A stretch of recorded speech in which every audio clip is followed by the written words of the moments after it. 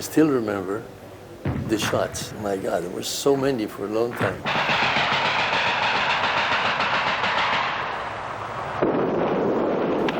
And we were just in front of the statue of Jose Marti in the Central Park in Havana. After that, of course, we were identified and we were completely persecuted through different activities until I had to go into the underground. Whereas Jesus A. Permuy was born on August 30, 1935 in Havana, Cuba, to Spanish parents from Galicia, who instilled in him a lifelong commitment to family, culture, and service.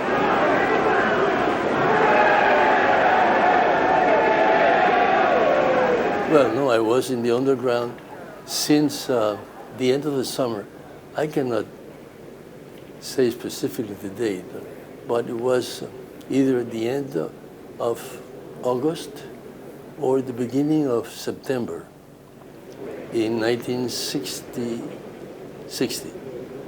Then I was in the underground until 1 week after Bay of Pigs. And whereas after the failure of the Bay of Pigs invasion, Permuy fled Cuba in 1962 and resettled permanently in the United States, where he continued his devotion to democracy and culture. He is Fulgencio Batista. This was very important because we had a traditional dictatorship, and then we were fighting against this. Well, many different organizations fighting, and the communists had a very important one. They never presented as communist. It was the 26 de Julio with Fidel Castro.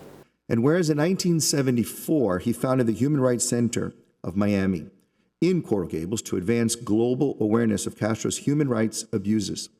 I think the cultural recognition of the values of every community, it was very important. And Maurice, as well, he was not Cuban, but he was the person that both through the American culture and the Latin culture, he was very well accepted.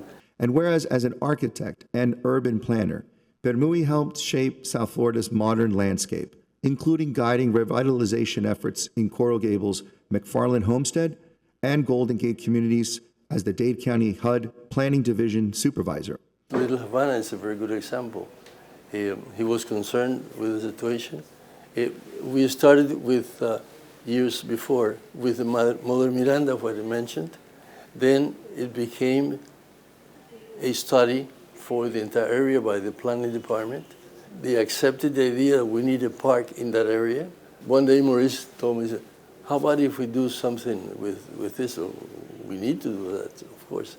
He said, how about if you become the chairman of the committee? Well, what you see now on 8th Street started many years ago. The concept of bringing these immigrants to a position of developing their own businesses, their own personalities, their own families, the sense of security, they win. This is the real meaning of working with the community. And he was a leader. And do hereby proclaim December 10, 2025 as Jesus A. Permuy Day in Coral Gables. In observance thereof, we honor Jesus Permuy for his extraordinary contributions to democracy, community, culture, human rights, and to the international legacy of the City Beautiful.